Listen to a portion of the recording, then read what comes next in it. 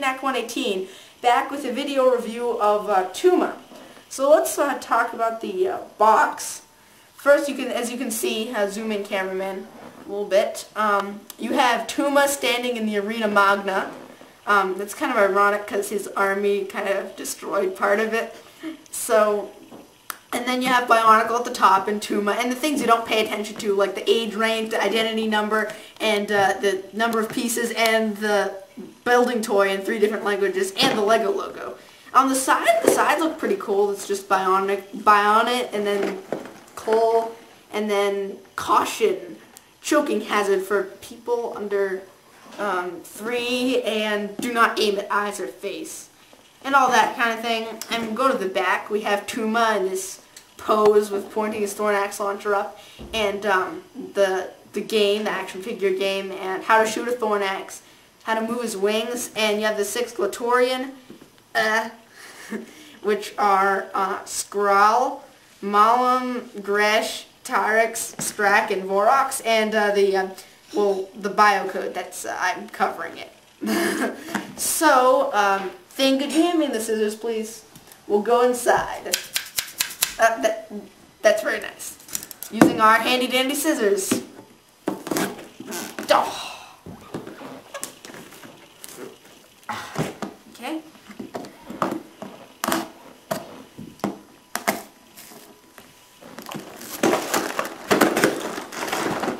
Dump out all the pieces. Now what we do get is a sticker. Oh yeah, you need stickers for the helmet. Anyway, yep, so we have the instruction booklet that doesn't exist. And so here's all the pieces. I won't open the bags. But notable pieces, you have the thorn axe launcher pieces, the game piece, which is right here. Zoom in, cameraman, on that. And then we have just some Toamata feet, some daggers. We have some Skrull swords with the green centers instead of red. We have Mantax feet, they're also on Liwanuva. The Iron Man head. And we also have Tuma's helmet, which is right here.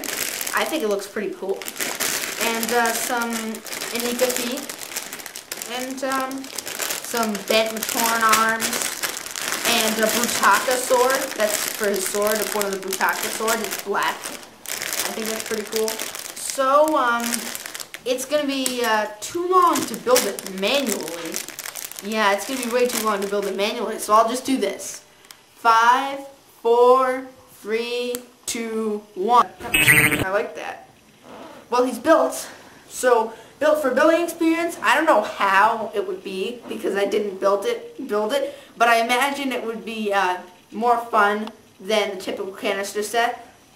That was about it. He had double arms, and he had 2 action figure game pieces, and his legs were the stereotypical Titan legs, and his actual body was pretty thin, but you can't see it. So that's about it for building experience. I mean, there wasn't really much to say,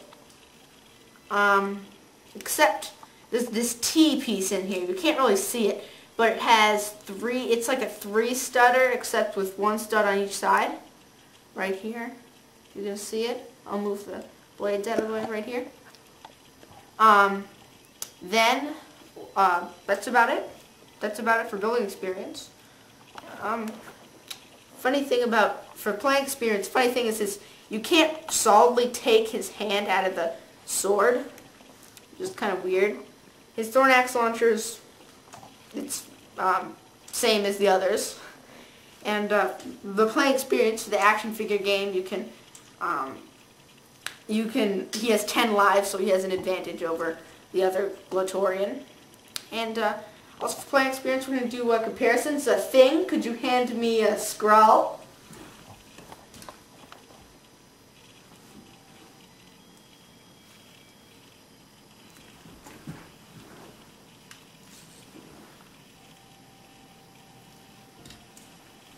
Thank you, thing. Well, could you pass Hydraxon to thing, please? Thank you. So we'll do our usual comparisons. First, we'll compare with Hydraxon. Hydraxon and Tuma are very much... What happened to... Never mind. Well, they were very much alike. They both had their... Oh, what is it? They both had their... Well, they both had their normal build with the Anika body right here. And they both had that in back.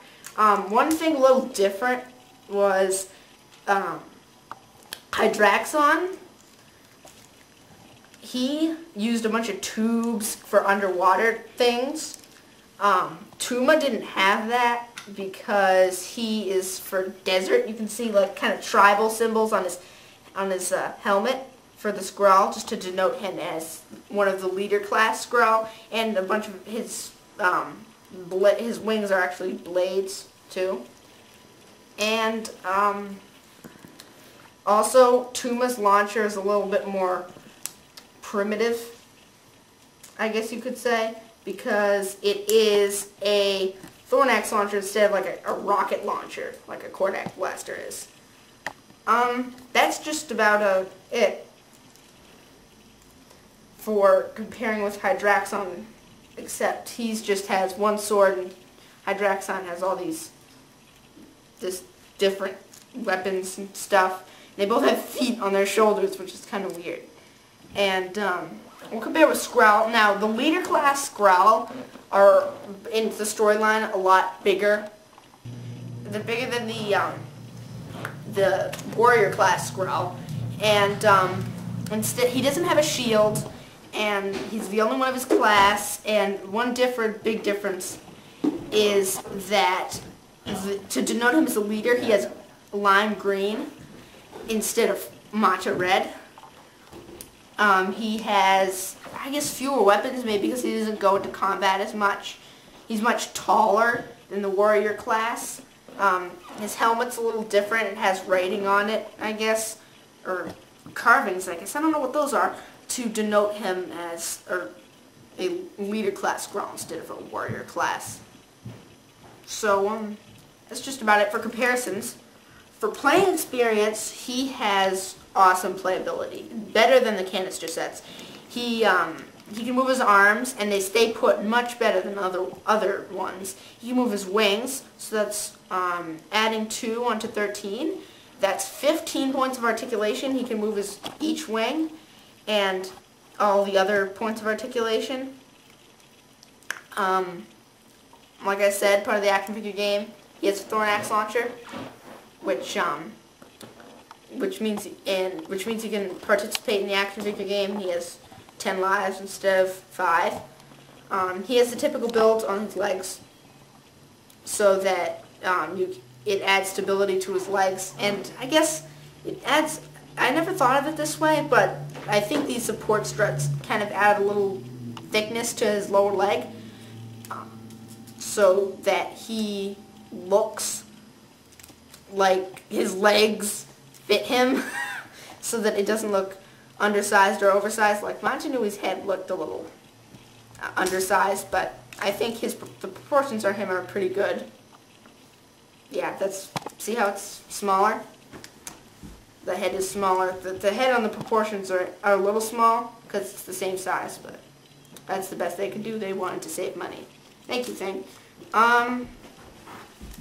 That's just about it. He was a very good playing experience. There isn't much to say about him.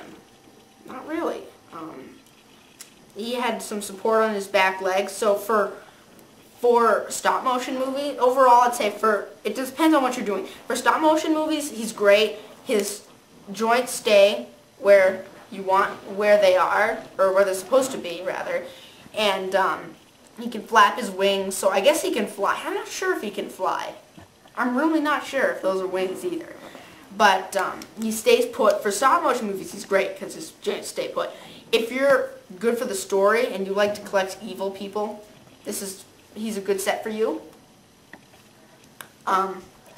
Also, if you want a lot of good mocking pieces and recolor pieces, he's also good because he has the recolored Mantax, recolor non-glow-in-the-dark swords. He has plenty of Hordika heads. I will say that. Hordika heads are very useful. And he also has some recolored blades, some recolored feet. So he's really a treasure trove of pieces too. So whatever your intent, I'd suggest you go get 20 bucks out and buy Tuma right away. Knick-Knack 118 signing off.